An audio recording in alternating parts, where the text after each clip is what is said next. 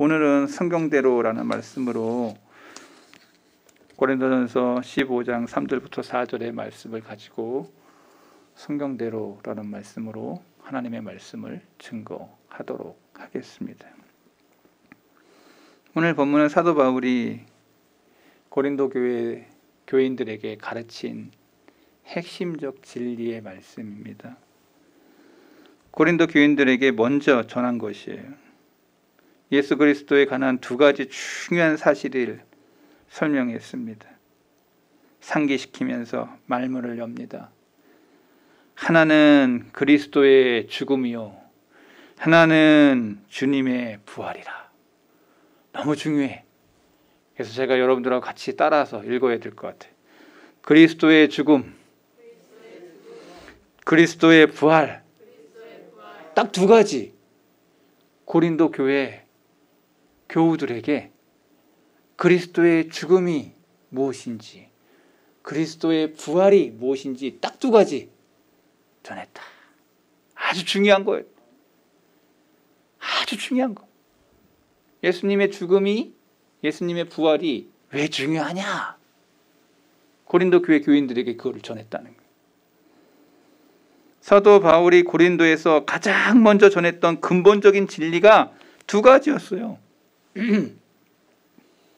예수님의 죽음, 예수님의 부활. 그게 나와 무슨 상관이야? 이 연관관계를 꼭 기억하시면 저와 여러분들에게 가장 중요한, 저와 여러분의 신앙의 기초가 뭔지를 알게 돼요. 그리스도의 죽음과 그리스도의 부활이 나와 어떤 관계가 있는지를 알게 되는 거예요. 근본적인 진리, 기독교의 근본적인 진리는 예수님의 죽음과 부활에서 그게 나와 어떤 관계에 있는지를 알게 되는 거예요. 다른 거 다 잊어버려도 그거, 치매가 와도 그거 기억나는 사람은 끝까지 크리스찬으로, 그리스도인으로 남을 거예요. 가장 중요한, 추석 시간 가까이 올 때 이거를 딱 하는 걸 보니까 의도가 있는 거지.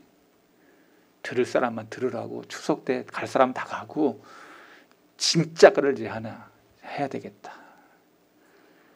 이거 갈등되네. 추석 때 다 가야 되는데, 딴 데 가야 되는데 또 그러는 건가? 아니, 또 최 목사가 생각이 있어서 그렇게 하는 거니까 여러분들이 알아서 자유롭게 또 추석 때, 명절 때 갈 사람도 가시고, 또 우리 교회 올 사람도 다 들을 사람도 그러니까 너무 답답해하지 마시고, 괴로우면 유튜브 올라갑니다. 다 들으시면 됩니다. 그러나 주일 성수하는 거 가장 중요합니다. 어느 곳에 주일이든지 그 교세 가게 된다면, 어쩔 수 없어 가게 된다면 주일 성수 가장 중요합니다. 주일 성수. 내가 목숨을 버리면서까지 주님이 그 주일 성수에 대한 그 개념을 내 육비 가운데 늘 새기세요. 한번 따라하겠습니다. 주일 성수. 꼭 우리 본교회 못 오더라도 주일 성수. 하나님 앞에 예배드림. 그 사닥다리가 끊어지지 않도록 주일 성수. 내가 하나님 앞에 정한 시간에 정한 저거를 한다는 게 얼마나 어려운지 몰라요. 그러나 다니엘이 우리에게 시사하는 바가 뭐예요? 하나님 앞에 예배드림에 정한 시간을, 그는 아침, 점심, 저녁으로 정한 시간이 되면 목숨 걸고 그 지켰어. 목숨 걸고 지켰어. 자기의 생명이 죽어도 신앙이 흐려지지 않았던 건 하나님 앞에 정한 시간, 하나님 앞에 드림이었다는 거예요. 이 신앙은 다니엘의 시대나 지금이나 난 동일하다고 저는 생각합니다. 내 마음이 흔들리지 않는 거예요. 내 양심이 흔들리지 않는 거예요. 내가 하나님 앞에 하겠다고 하는 이것이, 믿음은 흔들리지 않는 거예요. 여러분 지금 힘난노가 와가지고 다 흔들려. 그렇게 흔들어 봐. 네 신앙이 어떤지를 하나님이 여러분의 환경을 통해서 흔들어 봐. 근데 성경의 위대한 위인들을 보면은 우리가 잘 아는 하나님의 사람들이 흔들리지 않았다. 환난의 바람이 오고 시험의 바람이 오고 고통의 바람이 와도 흔들리지 않았다는 거예요. 흔들리지 않았다는 거예요. 아브라함을 보세요. 흔들리지 않았어요. 저와 여러분들이 깊이 성경의 말씀을 읽는 사람들이라면 이 흔들리지 않는 신앙이 뭔지에 대한 것들을 우리에게 설명을 성경이 너무나도 자세하게 우리에게 설명해 준다는 거예요. 그렇지 않습니까? 우리에게 이 신앙이 있는가 내 자신에게 물어야 된다는 거예요. 욥이 환경 가운데서 자식이 한 번에 다 죽어, 그리고 그의 몸까지 악창이 나서 견딜 수가 없는 그런 고통에 있는데도 그의 신앙과 믿음이 흔들렸냐? 성경은 흔들리지 않았다. 주신이도 하나님, 취하신이도 하나님, 오직 하나님만이 영광 받으실 것입니다 하며 그의 믿음의 고백과 그의 삶에 나아가는 그 전진의 모습이 믿음이었습니다. 신앙이었습니다. 그의 정신세계였습니다. 저와 여러분들 주일 성수한다는 그 개념이 하나님 앞에 있어요. 하나님 앞에. 그러니까 저와 여러분들 그걸 하나님이 보고 계세요. 다니엘을 보셨던 하나님이 다니엘을 보셨던 것처럼, 하나님이 아브라함을 보셨던 것처럼 여러분들이 목숨 걸고 지키려고 하는 신앙이 보여지는 거예요. 드러나는 거예요. 저와 여러분에게 이러한 생명 걸고 지켜야 될 내 예배의 신앙을 흐려지지 않기를 바랍니다. 사도 바울은 바로 흔들리지 않는 그 신앙 두 가지를 설명해 줍니다. 그리스도의 죽음, 그리스도의 부활 이야기를 고린도 교회 교인들에게 가장 먼저 전했다라고 얘기하고 있어요. 제가 이 질문을 던지기 전에 바울이 아테네를 떠나서 고린도에 갔을 때 처했던 상황을 먼저 이해하셔야 됩니다. 사도 바울이 아테네에서 이제 고린도로 왔는데, 고린도 교회는 고린도 지역이 엄청 이상한데요. 엄청 이상한데.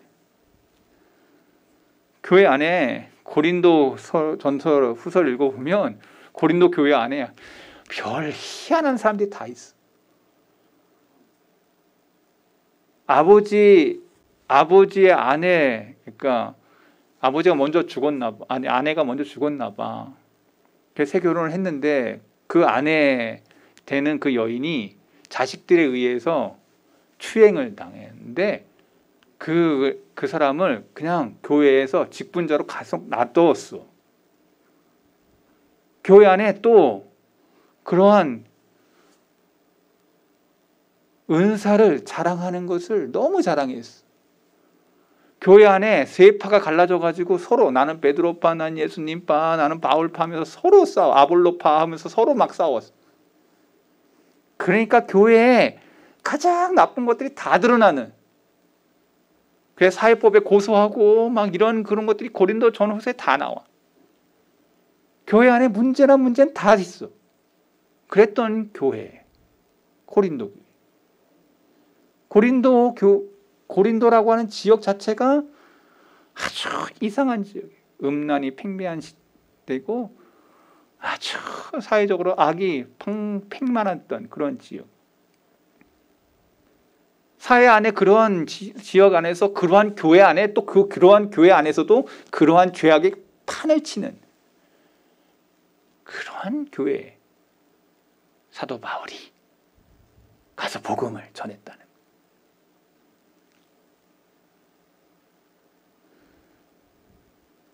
사도 바울이 처했던 그 상황을 여러분이 이해하면서 그 고린도에 있는 성도들에게 외쳤던 이 말씀이 어떻게 들려질까? 외로운 유대인 하나가 이교도 대도시에 들어가 전혀 새로운 종교를 설교하는 일이 쉬웠겠냐? 복음 전파 사역을 감당한 일을 시작하는데 바울은 독특한 율법과 관습 때문에 제가 한 구석에 다른 민족들과 격리된 채 그리스도인이나 로마인에게 똑같이 멸시를 당했던, 문학과 예술과 과학과 그 어느 것도 이방에 알려지지 않았던 그러한 민족의 일원이,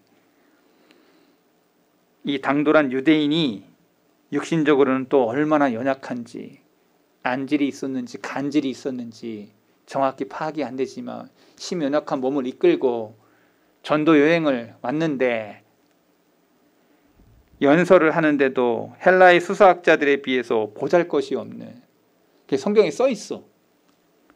고린도후서 10장 10절 읽어볼까요? 그들의 말이 그의 편지들은 무게가 있고 힘이 있으나 그가 몸으로 대할 때는 약하고 그 말도 시원하지 않다. 글 쓰는 건 잘 써가지고 글 쓰는 거는 막 감동이 있고 막 이런데 힘이 있으나 그가 몸으로 대할 때는, 잘 보세요. 몸으로 대할 때는 뭐 했다고? 약하고 그 말도 시원하지가 않았대.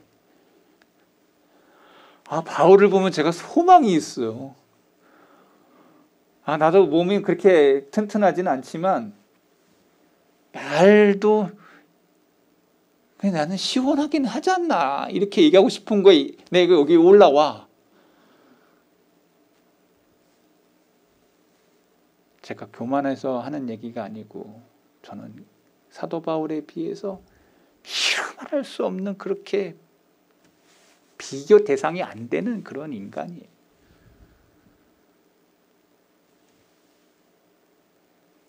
스스로 뭐라고 얘기해? 나는 약하고 나는 말도 시원하지가. 사도 바울이 본인 스스로를 알고 있어. 저도 이것처럼 이렇게 형편없는 목사 있나 하면 나의 이름이 안 올라갈까 그런 생각해요. 이렇게 부족한 사람이 있나? 인격적으로도 그렇고 삶 속에서도 보이는 곳에 있어서도 그렇고 같이 부족한 사람이 있나? 그러나 하나님의 은혜로 목사가 돼 성덕의 강단에 말씀 증거할 수 있다는 게 감동이고 감격이고, 한자락에 주님의 사역에 한자락에 그래서 숟가락 하나 젓가락 하나 올려서 하나님의 말씀을 전할 수 있는 목사로 부름 같아서 감사합니다. 제가 여러분들에게 드리고 싶은 게 하나 있습니다. 자기 자신을 보면 내세울 것이 없는 게, 그걸 깨닫는 사람들이 너무 중요해요. 이 세상은 너무 잘난 사람들이 많아요. 제가 이렇게 설교하면 우리 목사님 그렇지 진짜 못해, 형편없어 뭐 이렇게 듣는 사람도 있을까 반면에 우리 목사님이 사람이 됐어, 이렇게 겸손해 이렇게 말하는 사람도 있을 거고, 또 시작이야 뭐 이렇게 하는 사람도 있을 거고. 여러분요, 여러분 마음대로 평가하실지 모르지만 하나님이 우리를 판단하실 겁니다. 우리의 속사람을 하나님 너무 잘 아시기 때문에 하나님이 판단하실 겁니다. 근데 제가 여기 요지를 얘기하고 싶은 게 있어요. 바울은 약했으나 하나님은 강하시며, 바울은 연약했으나 하나님은 역사하셔서 그들의 심령을 찔러 쪼개 뒤집어 엎어. 그 연약한 바울을 통하여 그 말씀이 고린도 교인들의 심령을 뒤집었어. 말씀이 하는 겁니다. 하나님이 하시는 것입니다. 사람의 역사로 하는 것이 아닙니다. 하나님이 그 사람을 쓰는 거예요. 붙잡아 쓰는 거예요. 하나님이 사울을 쓰시다가 다윗을 쓰셨습니다. 사울은 버리고 하나님이 하시는 거예요. 우리는 단지 주님의 불쏘시개요, 도구요, 하나님의 사람들로 쓰임 받는 거예요. 잠시 거기에 제가 쓰임 받는 것만 해도 감사하다. 어떤 사람은 악의 도구로 쓰임 받는데 어떤 사람은 선의 도구로, 의의 도구로 쓰임 받는 거, 주님의 스피커로 쓰임 받는 거 얼마나 감사한 일이냐. 감사한 일이냐. 여러분이 지금 주님의 종으로, 주님의 사람으로 쓰임 받는 거, 이거 오래 할 것 같죠? 아니에요. 잠시 쓰임받는 거예요. 그렇지만 하나님이 쓰시는 강력한 도구로 쓰임받을 수 있기를 바랍니다. 종교개혁 시대에 루터, 칼빈이 목숨 걸고 깨달았던 진리가 뭐냐? 하나님의 말씀이었습니다. 그 하나님 말씀 때문에 자기 목숨을 내놨습니다. 그것은 1세기 초에 기독교의 성도들이 다 가졌던 마음들이었습니다. 내가 말씀대로. 사도 바울도 딱 두 가지 오늘 얘기합니다. 예수 그리스도의 죽음, 예수 그리스도의 부활. 바울은 이교들 사이에서 약하고 부족했으나 사치와 부도덕과 우상숭배로 유명했던 그 도시에 홀로 서 있었습니다. 이것이 바울이 고린도에 처했던 상황이에요. 홀로 서 있는 거. 그 자리가 얼마나 어려운 상황이었겠어요. 여러분, 타지에 홀로 서 있는 거 경험해 본 적 있습니까?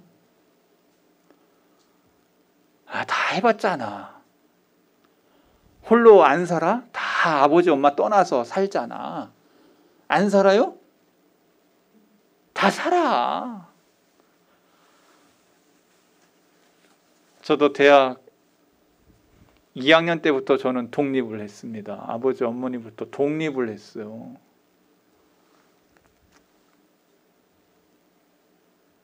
아버지 어머니 돈 받는 게 부끄럽다고 생각이 들었습니다. 그래서 방학 때 공장 가서 2달 일하고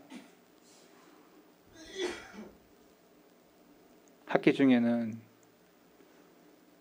학교 기숙사 식당에서 설거지하고, 제가 이 손으로 설거지 2년 넘게 했습니다.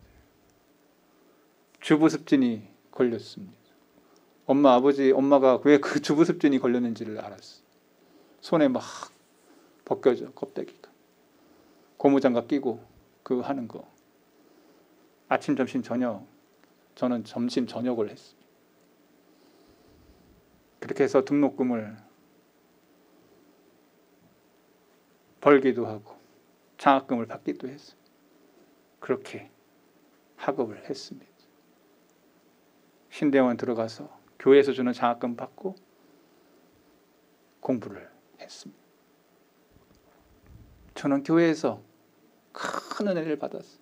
목사 안수까지 교회를 통해서 받았어요. 저와 여러분들이 독립을 할 때 쉽냐? 절대 쉽지 않습니다. 외로운 곳에서 혼자 사는 거 절대 쉽지 않습니다.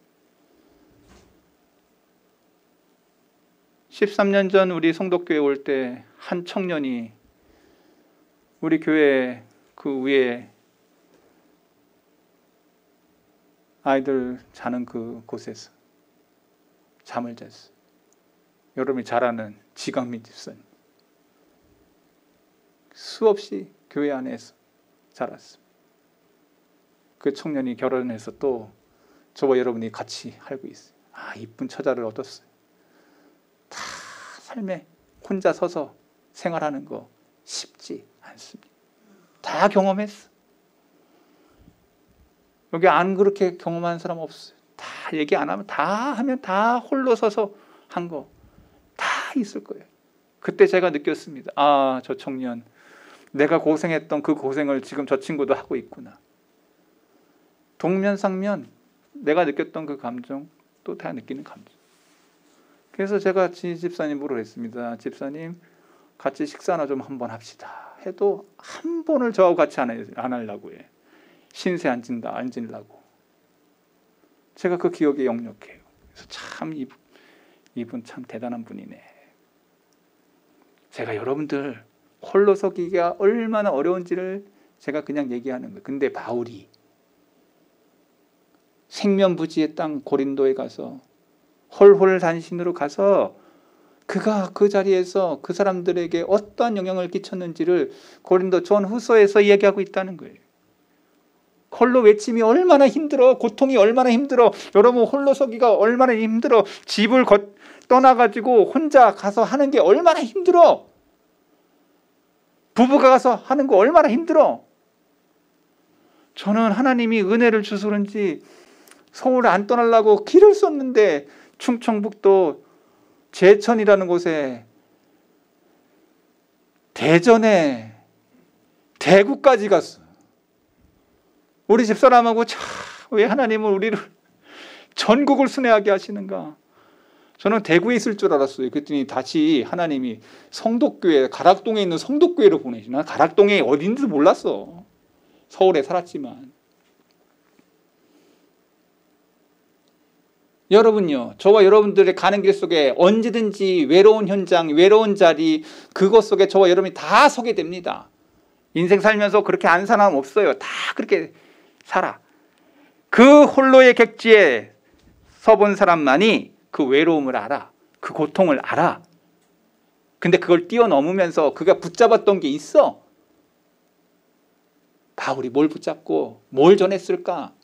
여기에 저와 여러분이 생각이 미친다면 이제부터 그 골자를 저와 여러분들이 새기게 될 거예요.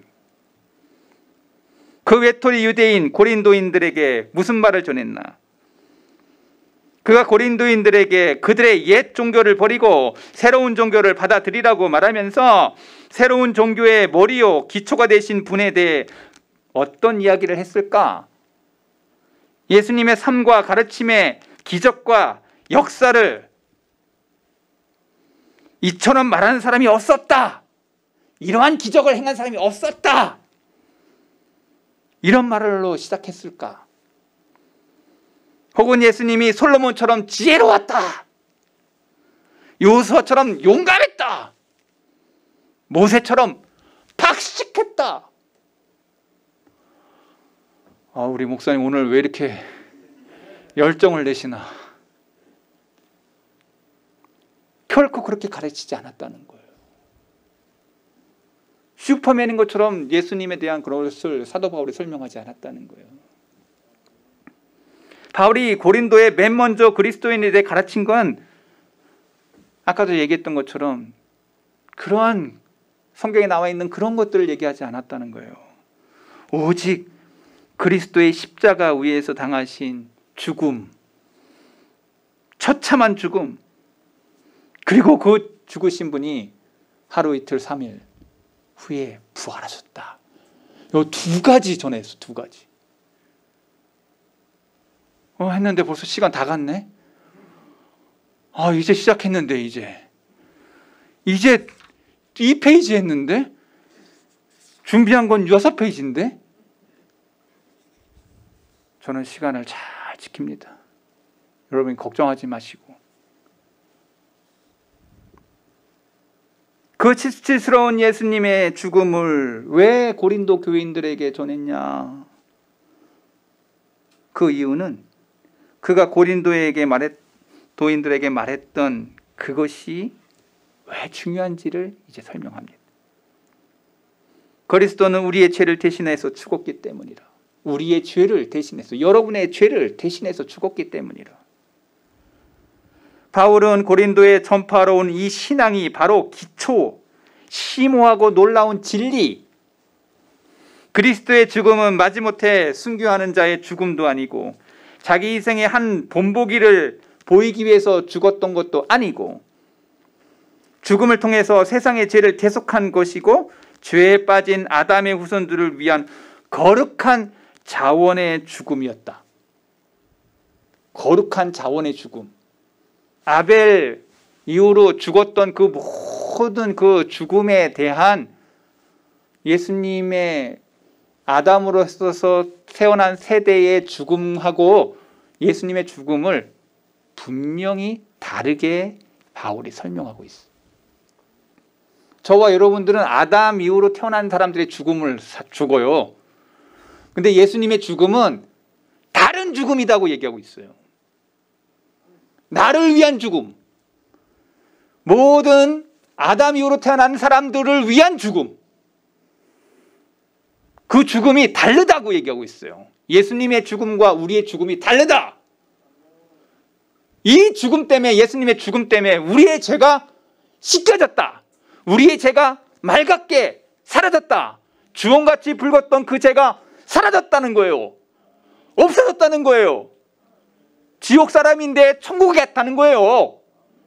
여러분, 이게 성경이 진리하고 있는 거예요. 바울이 다른 거 얘기하고 있는 게 아니에요. 그 죽음이 나와 관계가 될 때, 그래서 자기는 딱 2개의 증거했다는 거예요. 그거를요, 총독 앞에서 해요. 그걸요, 왕 앞에서 해요. 아그리빠 왕 앞에서. 로마에 가서도 아마 그렇게 하다가 죽었어요. 왕 앞에 서서. 이 죽음은 하나님 앞에서 죄 많은 인간의 그 위치를 바꿔놓았습니다.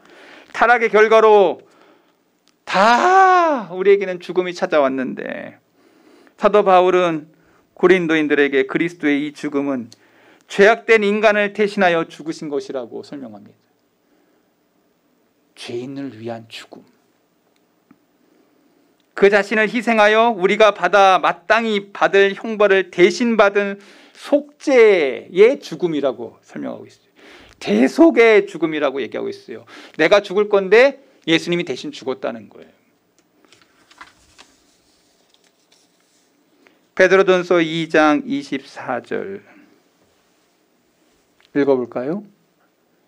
친히 나무에 달려 그 몸으로 우리 죄를 담당하셨으니 이는 우리로 죄에 대하여 죽고 의에 대하여 살게 하려 하심이라. 그가 채찍에 맞음으로 너희는 나음을 얻었나니. 자, 보세요. 그 몸으로, 예수님의 몸으로 우리 죄를 담당하시려. 우리 죄에 대하여 누가 죽었다고? 예수님이 죽고 우리를 의롭게 하기 위해서 의에 대하여 살게 하시려고 죽었다는 거예요. 예수님의 죽음을 베드로가 저렇게 멋지게 설명했어요. 근데 이거를 바울이 설명하고 있어요. 고린도에. 베드로전서 3장 18절. 하나 더 넘어가서 같이 읽어볼까요? 그리스도께서도 단번에 죄를 위하여 죽으사 의인으로서 불의한 자를 대신하셨으니 이는 우리를 하나님 앞으로 인도하려 하심이라. 예수님이 죽었기 때문에 하나님 앞으로 가는 방법. 육체로는 죽임을 당하시고 영으로는 살리심을 받았다. 베드로의 이 명쾌함이 바울이 또 그대로 고린도에 설교했던 거예요. 다른 거 한 거 아니야. 하나 더. 고린도후서 5장 21절. 바울의 얘기를 들어보세요. 하나님이 죄를 알지도 못하신 이를 우리를 대신하여, 왜 안 읽어요? 같이. 하나님이 죄를 알지도 못하신 이를 우리를 대신하여 죄로 삼으신 것은 우리로 하여금 그 안에서 하나님의 의가 되게 하려 하심이라. 바울이 전하는 거나 베드로가 전하는 거나 다 똑같은 뭘 얘기하고 있어? 예수 그리스도의 죽음이 아담 이후로 태어난 그 죽음하고 예수님의 죽음이 같다? 다르다. 우리는 죄로 인해서 죽은 거지만 예수님의 죽음은 뭐예요? 우리를 죄값을 대신 치르기 위하여 죽으신 대속의 죽음이라는 거예요. 죽음엔 차이가 있는 거야. 오늘 지금 이 설교가 저와 여러분들에게 여러분의 신앙의 가장 기초돌이에요. 이 신앙을 아는 사람은 흔들리지 않아. 이 신앙을 알았던 사람들은 어떤 환란이 오고 어떤 시험이 오고 순교자의 자리에 있을 때도 이것 때문에 죽을 수 있어. 처음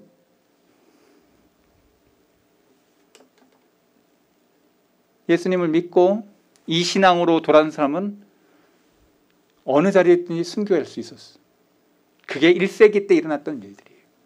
이 신앙, 나를 위한 죽으심, 나를 위해 죽으셨기 때문에 나도 주를 위해 죽을 수 있다는 그 신앙이에요. 여러분, 이 설교가 여러분에게 어렵게 들려지지 않기를 바랍니다. 다 이 길을 가는 사람인 거야. 난 주님을 위해 살겠다고. 또 하나,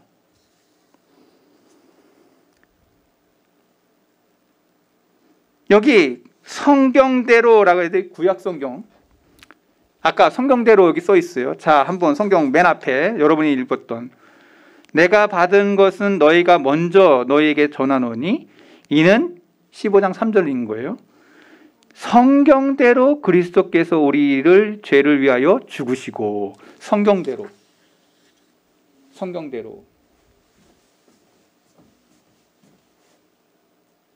잘 보세요. 성경대로.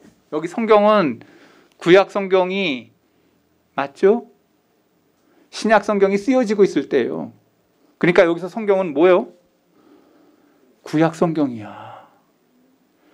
구약 성경의 모든 것들이 다 누구를 위해 쓰여졌냐면 예수 그리스도에 대한 것으로 준비되고 있었던 것을 말하는 거예요. 성경대로. 그러면 이제 베일이 자꾸 벗겨져요. 구약의 모든 말씀이 그리스도에 의해서 이루어졌다는 거예요. 그리스도의 죽음으로 집중이 되고 그리스도의 부활로 드러나요.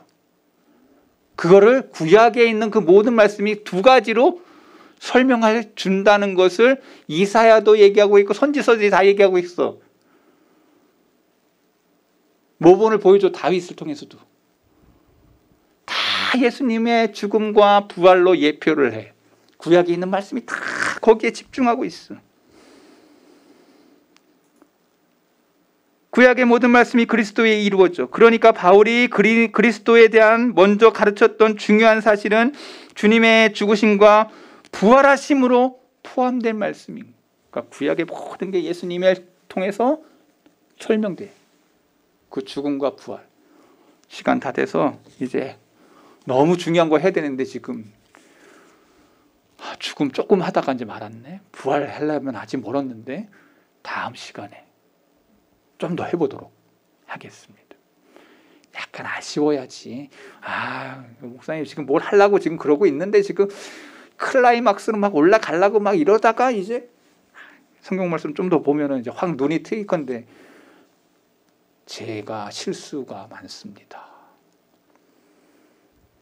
압축, 축약 그래가지고 다 확실하게 알아야 될 텐데 양반들이 어느 분들은 이게 예배 시간에 딱 보면 너무 평안해. 집보다 너무 좋아가지고 그냥 잠에 그냥 팍 이렇게 오는 사람들이 있어서 집중을 시키려고 하다 보니 삶의 얘기를 제가 조금 했다 보니 여러분들이 오늘 주무시는 분 없이 다 성공적으로 말씀을 들었다고 저는 믿습니다. 별로 좋아하지 않으시네. 다음 주에 이어서 죽음 이후의 부활의 이야기를 증거하도록 하겠습니다. 하나님 아버지,